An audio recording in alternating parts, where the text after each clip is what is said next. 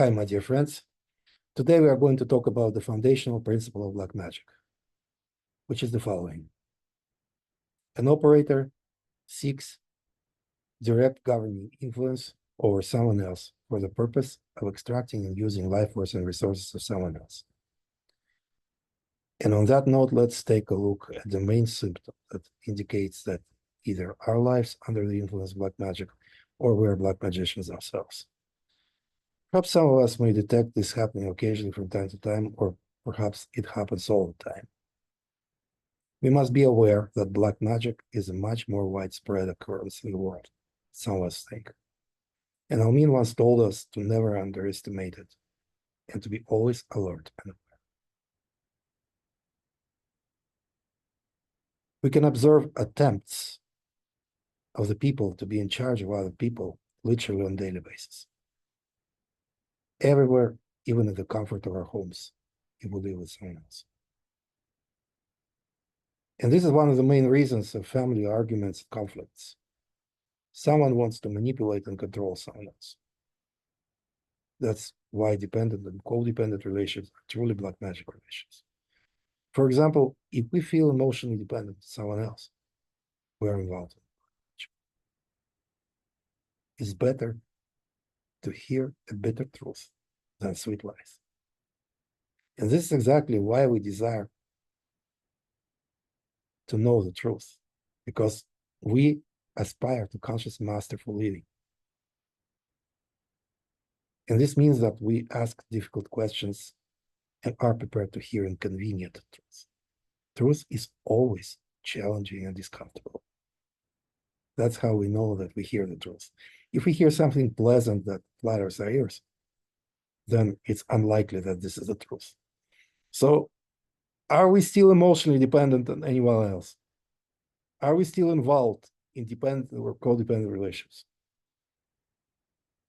There's a very high probability of black magic operations in those kind of relations because an emotionally dependent person attracts manipulation by just being as such.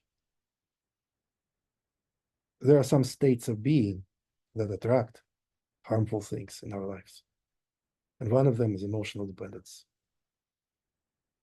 It may occur in parents-children relation, romantic relation, all kind of relation, including psychologist-client, spiritual teacher-student relation, all kind of relations. For example, there was such a Russian-speaking group in Sacramento, California. I was invited there by my friends to collaborate in their musical projects. And I met the brother of one of my best friends there, who was a part of this group. It was a long time ago, in 1996. They called themselves the House of God, and their leader was a god. He proclaimed himself as an incarnation of God, the creator of the universe. And they felt very special, very privileged kind of people. The only ones in the world that know the true creator of the universe. And the main condition of being a part of this very special society was absolute submission to its leader. This person from that group, whom I had conversation with, literally boasted to me that he was privileged to give $5,000 to his leader per his instruction. This is a very common thing. This group, people felt highly privileged if they're asked for money or to perform some menial task for their leader. For example, to wash his car, to clean his house. They used to say, oh, I had such a great honor and privilege today to clean God's house. As their own personal houses and lives were literally falling apart. They completely abandoned themselves, abandoned their own lives, literally stopped to take care of their own selves, as they felt like the only meaning of their lives is to serve their leader. I was personally familiar with the same kind of communities in Russia and in Poland, where I lived for quite a while. The same pattern. We have a leader ruler and his followers servants. What could cause a person to live under direct rulership of someone else, even believing that this gives them a sort of privileged powers or cosmic status? A black magic operator literally hacks people's consciousness and places them under their direct rulership to take a hold of their life force and resources for his or her own personal benefit. So first of all, we need to examine all areas of our lives our homes, our workplaces, our relationships, friendships, partnerships, all kinds of relationships, and to see if we can detect either our own tendencies to rule over others or if we allow anyone else to rule over our lives. Almin constantly reminds us that we can't function as the sacred government of the earth if we don't govern our own selves. The sacred government through self. She said that she just teaches us principles that we can use for governing our own lives. Almin said, I present this sacred information to remind you of the magnificent beings that you are, for it's in the flesh that the divine is made manifest. It's not my intent to tell you what I can do. My intent is to show you what you can become. My greatest wish is for you to stand on my shoulders.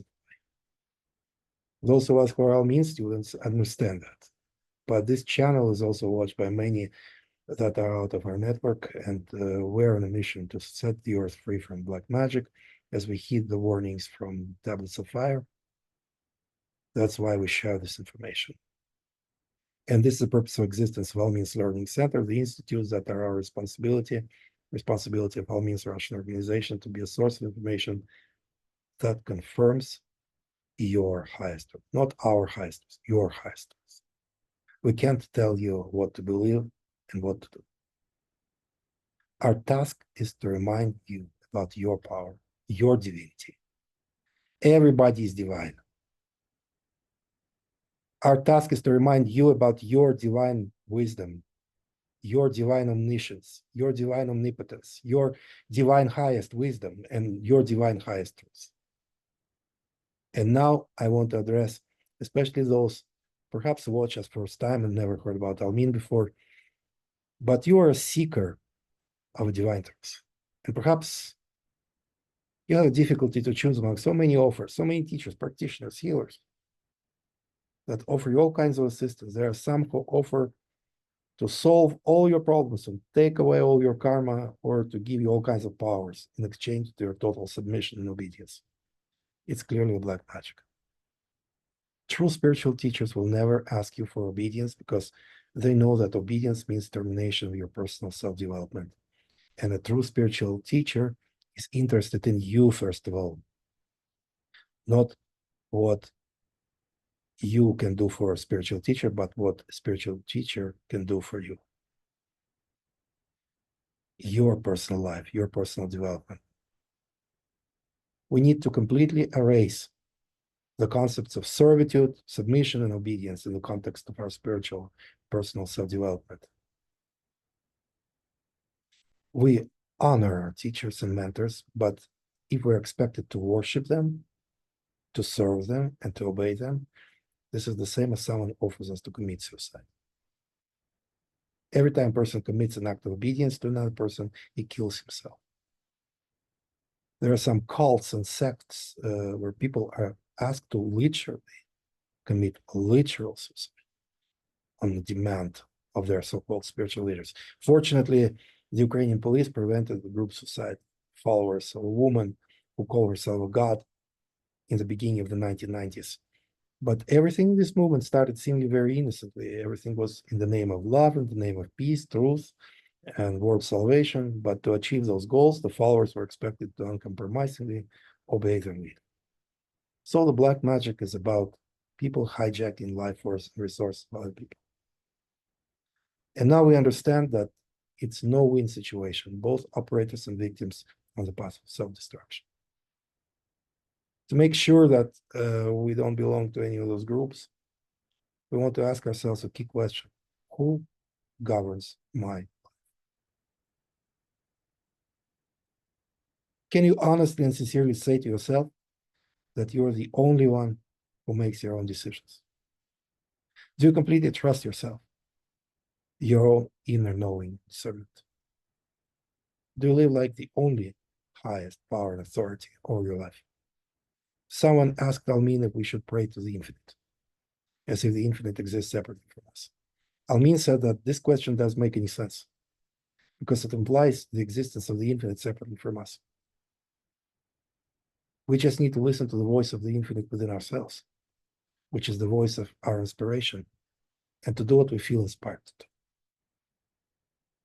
some of us still question ourselves about whether it's my will or infinite's will. If we are at one with the infinite, then whatever you want, the infinite wants, and whatever the infinite wants, you want. There is no separation, except only the dream of separation, which we were supposed to collectively exit in 2019 when Almin confirmed that we entered the field of the one. So there's the only one who has right to govern your life, you yourself. Trust yourself. Trust your ability to make your own decisions, to govern your own life. Then you will never fall prey to dependent or codependent relationships, because being equipped with this information, you will never allow manipulators to be in your life. If you imagine your life as a space with 4 walls, ceiling, and a door, like a room, and it's totally empty. But you want to fill this room with perhaps some people, some things, some furniture, some valuables. Figuratively, this space is your life. And only you can decide what exactly you want to have in your life. What kind of quality of people, things. And you clearly know what you don't want to have in your life space. But so many people are still in the gray area here. They still didn't make up their minds. They're still not completely sure about it. And some choose the path of the least resistance and say, the will of God be done. And of course, there are so many gods, so-called gods, will be interested as they signal that, hey, the door is open, the space is open, everybody can come and do whatever they want to do here. And they'll just sit in meditation and observe.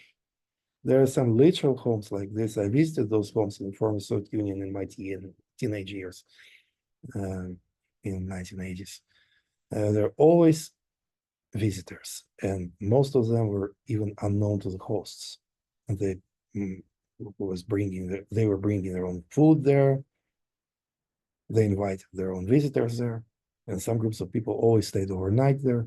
And once I asked the hosts of their apartment who those people are, and they said that they don't have any idea. I asked, how is it possible that you allow this to happen in your home? And they are followers of some cult that taught them that they're not supposed to have their own lives because they no longer have an ego, things like that. I remember when I traveled with Almin in Russia and Ukraine, she constantly reminded me about creating my to-do list every day. She even told me that the to-do list is the most important spiritual practice.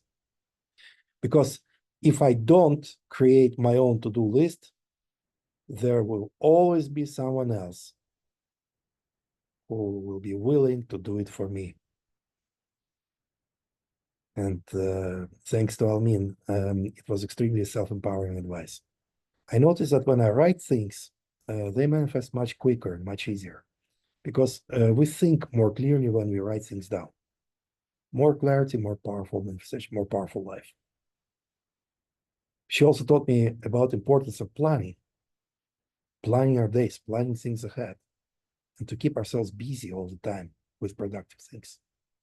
I found it very effective, especially in the area of keeping energy vampires away from me, as they ask me to have a cup of tea with them and chat for an indefinite period of time, or even to do things for them, to run their errands, especially if we're not busy with our own lives. Then we become living targets for the multitudes of folks that have their own plans and their own agendas for our lives. They say, Sergey, can you do this or that for me? And I can honestly tell them that, well, no. First of all, I have a job. And after job, I work overtime with multiple of my projects. And I'm always busy. And if we are really totally busy with ourselves and with our own lives, it's just enough to have this kind of active lifestyle to keep the vampires and parasites away. Because you're in charge of your space. And you already know what exactly you have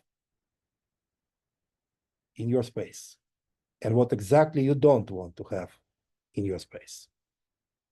And this is enough to make such a decision. And you will see that your life space will operate in exact accordance to your design. Talk to you soon.